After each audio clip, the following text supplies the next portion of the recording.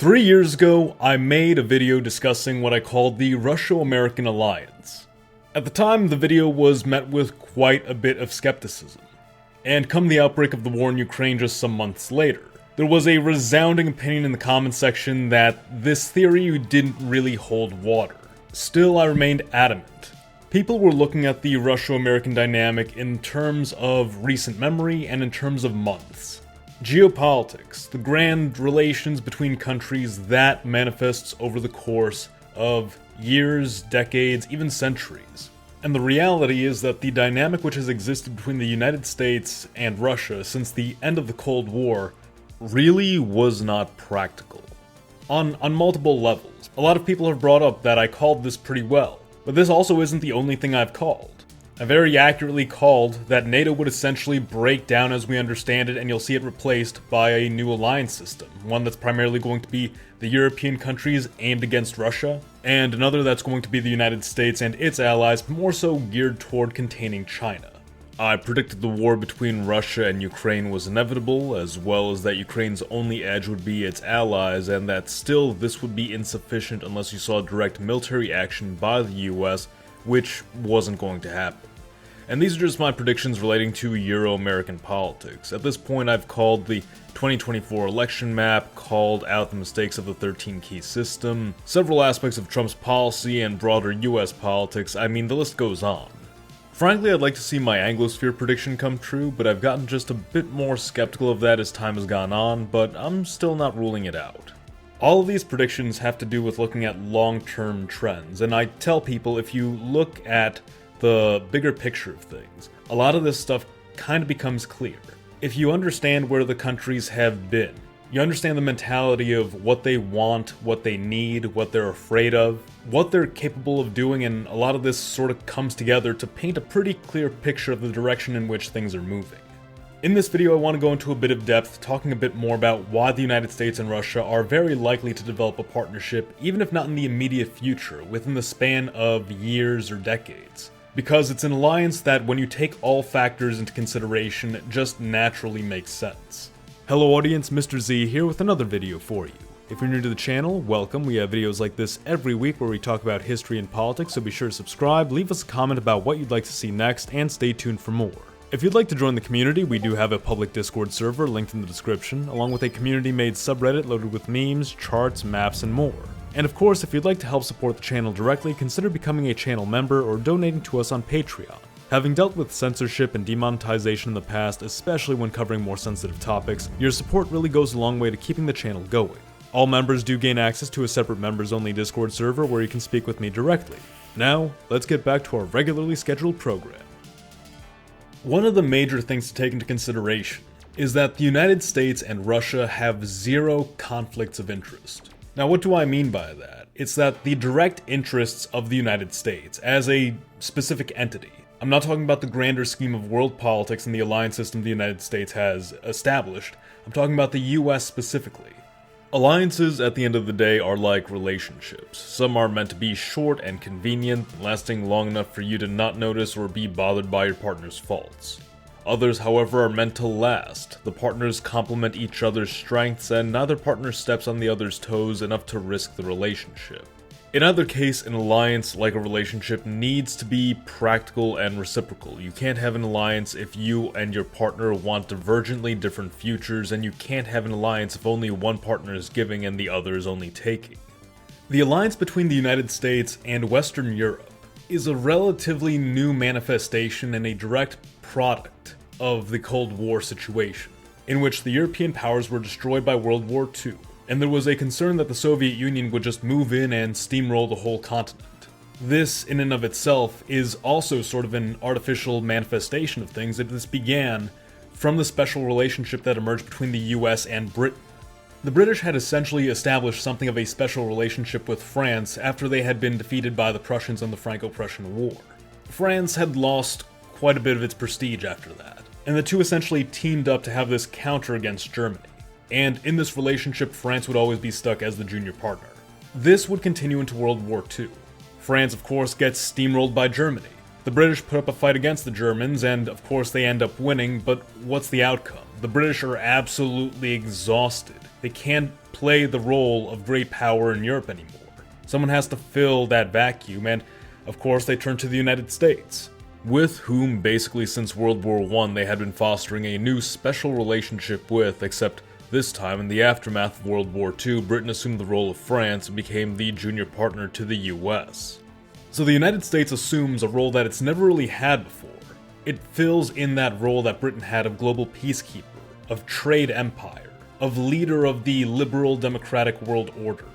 And that aspect of it, the ideological aspect, became especially intensified during the Cold War, because the Soviets were an ideological adversary. The Soviets aren't right there on the continent to threaten the United States. The Soviets aren't necessarily trying to annex any territory that belongs to the United States. There's not really anything that they both want. But communism as an ideology, now that's a problem. And the Soviets, well, they're going to spread that all across Europe, and if it takes over Europe, who knows how long before it ends up here in the United States. So the United States embarks on this crusade to push back the Soviets, to keep Europe safe, to prevent the spread of communism and ultimately eradicate it. The US becomes more and more invested in this ideology of liberalism and democracy, to the point that by the end of the Cold War, once the US had won, it was insufficient to just go back to the way things were.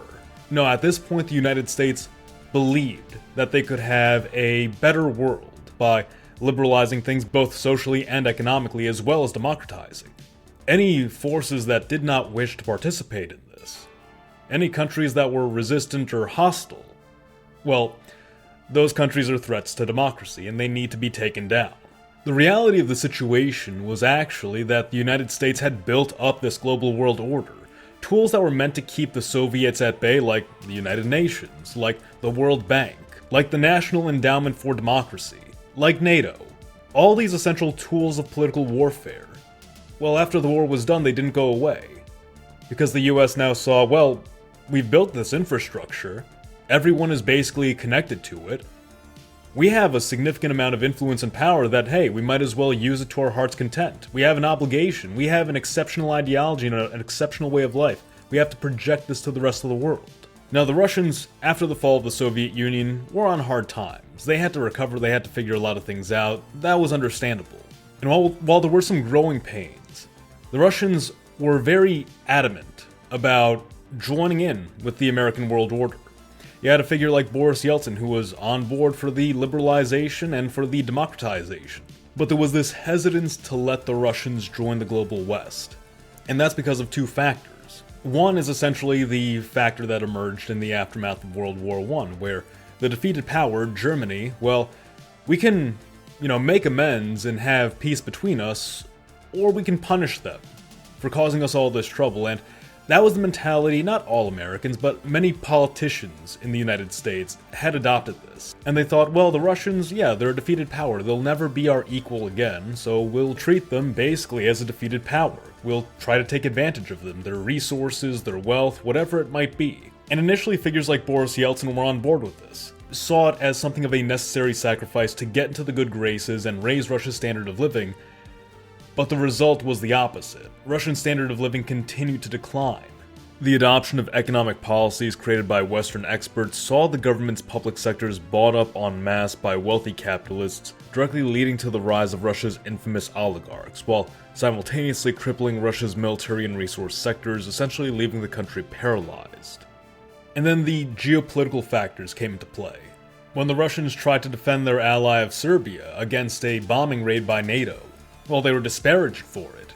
When the Russians tried to crack down upon an insurrection within their country in the form of the Chechen War, well, again, the West penalized them for it. The sentiment began to emerge within Russia that the West didn't actually want them as an ally or as a friend. The West wanted Russia weakened and subservient. Boris Yeltsin was increasingly seen as more of just a pawn of the West, or someone who's too friendly to the West, and eventually he would be succeeded by Vladimir Putin. Now, in the very early days, Putin wasn't this anti-Western figure that a lot of people see him as today. Much like Yeltsin, Putin believed that there could be friendship between Russia and not just the United States, but the West as a whole. The difference was, Putin believed that above that, the number one concern for Russia should be self-sufficiency and national security. So whereas Yeltsin was willing to make concessions to the West, Putin less so.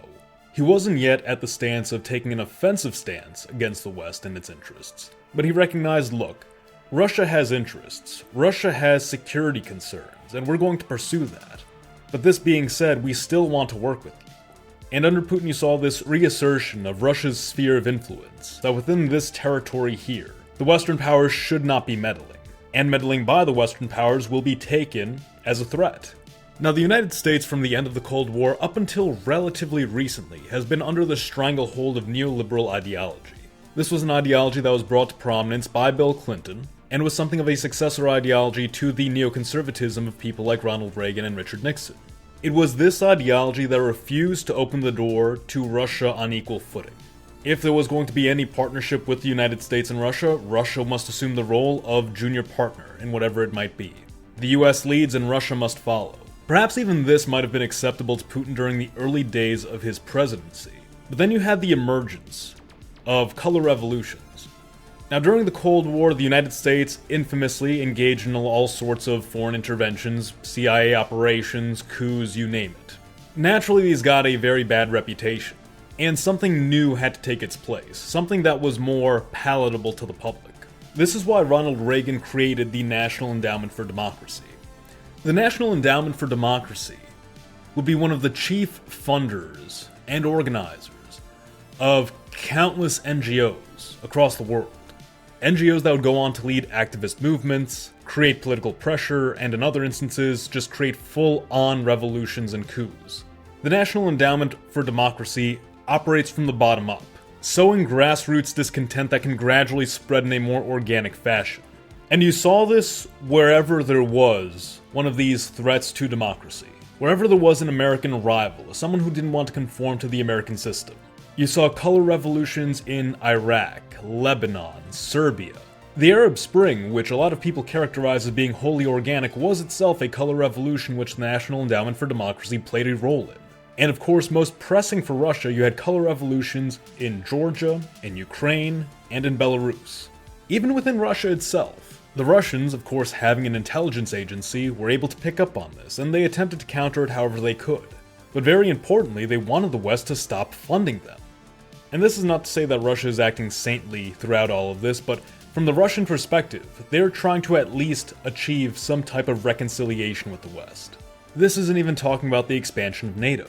What they are intimidated by is the United States and its weaponry being stationed closer and closer to its borders. The Russians recognize that throughout all of their history, the majority of threats have come from the West. And they understand what warfare with the West looks like. And they understand their vulnerabilities. Nearly all of Western Russia exists within the European plain. There is basically a clear pathway from the north of France all the way into Russian territory. Now, of course, you have rivers along the way which serve as natural barriers. But poking right past the largest river, the Dnieper River, is Ukraine. Ukraine has been a major factor in Russia's sense of security for a long, long time.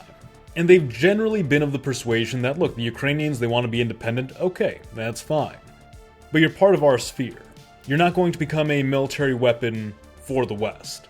Well, gradually that began to change, and the big turning point was really the Euromaidan uprising. You had the pro-Russian president, who was ousted and replaced by a European leader, by once again essentially a color revolution, and the Russians essentially realized, okay, we can't play fairly with the West anymore. They are determined to encroach further and further into our territory. We need to have some level of security here. Thus you saw the invasion and conquest of Crimea. Thus you saw the conflict in the Donbass. But this was a gradual move by Russia. And that's one of the big things with Russia. They make gradual moves. They test the waters quite a bit before they go in for a final move. In a lot of ways, Crimea and the Donbass conflict were something of a warning shot. And things somewhat calmed for a little bit. But Zelensky taking power was another huge turning point for Russia, because Zelensky comes to power on a couple promises, namely ending the conflict in the Donbass and retaking those territories, re-annexing Crimea, and further integrating with the West. Under these circumstances, Russia realized, okay, this isn't going to be dialed back at all. We need to act now to enforce our security while we still can. That while we still can is before Ukraine can join NATO and get the backing of the US's nuclear shield and the full weight of its military behind it. It was a gamble, it's something that the Russians held off on for a long time, and frankly that was their best opportunity, because the United States had just come off of a terrible withdrawal from Afghanistan. The United States was not in a position to fight. The European countries really weren't in a position to fight. It was a gamble and the Russians took it. These moves weren't made because Russia is some expansionist power, because they're secretly the Soviet Union and want to keep spreading communism to the rest of the world. It's not because Putin is a modern-day Hitler. Russia took these actions because it was concerned for its own survival, because they had grown very distrustful of the West, and ultimately felt like they had no one on their side. This is why all of the sanctions and economic and political attacks by the Western countries didn't faze the Russians whatsoever, because this was all anticipated. The Russian mindset up until that point is that we are kind of on our own. The only power that they could rely upon is their own power, but they didn't want it to be that way. So let's circle over to the United States side of things. You have a change in politics in 2016. Trump comes to power for the first time, he shakes things up, and many people assume change. The Russians assume change. Putin makes a big scene of congratulating Trump.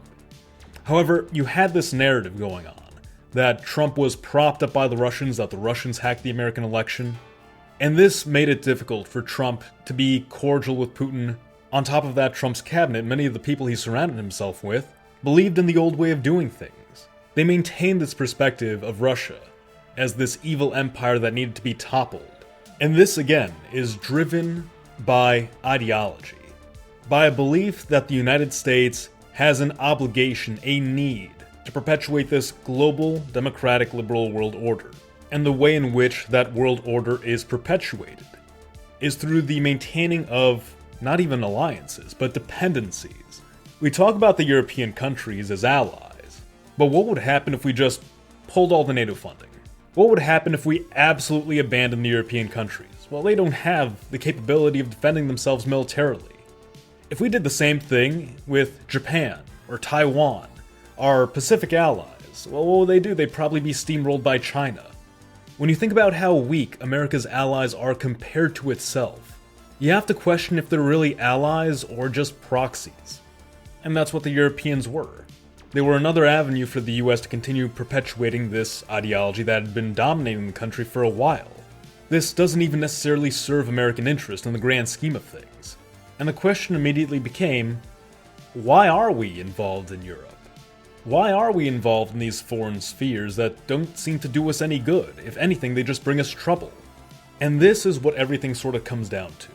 The real politics of things. The US historically has functioned above all else as the regional power of North America and arguably, the whole of the Americas, North and South. This is our sphere. This is where we have influence. There was never a great desire by the United States to have territory in Europe, to have territory in the Middle East, to have territory in Africa. The Russians, in turn, yeah, of course they used to have colonies here in North America, but they've since moved past that. Their interests lie in Eurasia. The US and Russia could theoretically achieve the maximum extent of their territorial ambitions, the US taking all of North and South America, Russia taking all of Eurasia. And there would be no overlap. There would be no conflict of interest. Maybe you could argue Alaska. But realistically, are the Russians going to risk a conflict over Alaska? No. There's nothing there for them that they can't get more easily. What this means is that allies excluded, there is no realistic scenario in which the United States and Russia sensibly should end up at war with one another. But because of ideology, this was a major issue during the Cold War. And again, because of ideology, it was a major issue up until recently. We were afraid of the Soviets spreading communism and socialism to all corners of the world. Now the Russians are afraid of the United States and the West encroaching upon them in the name of our ideology. The Europeans might not be a threat to the United States right now, but as the Europeans grow in power and take on more self-sufficiency, that could very well change. The Atlantic could once again become a zone of high competition. And while we can't challenge the Europeans on the continent, the Russians certainly can. Our approach to China for the longest time has been containment. That's why we have the island chain. We can hold them back at sea, but we have no real means of challenging China on the continent. Russia, once again, much like Europe, is right there on China's border. People think of Russia and China as allies because they think of politics only in the framing they grew up with. That is, America and the Free West against the hodgepodge axis of evil that somehow features Islamists, communists, semi-communists, and a constitutional federation that just isn't democratic enough for our tastes, all somehow on the same side. The reality is that Russia fears what China could achieve. They have a massive population, a massive economy, a growing military, as well as growing ties with virtually every country in Central Asia. Russia and China have genuine irreconcilable differences in their vision for who should dominate the region and thus are not practical allies. The alliance with NATO and the European countries was always meant to be temporary. There is no practicality to a NATO alliance when there is no ideological threat from the USSR, when the European countries are fully recovered and no longer need American aid, when increasingly the Europeans are concentrating on regional needs alien to American interests, and as the Pacific once again takes priority for the United States over the Atlantic. As a practical tool of the Cold War, once again it made perfect sense. But with the Cold War over, what use is it? What good is it? It's part of the reason I'm still confident, as I predicted that the European countries will eventually federate, will form their own military, and very likely emerge as a rival to the United States and Russia. But those are just my thoughts. Let me know what you think in the comments below, like the video if you enjoyed it, and subscribe for more. Mr. Z, out.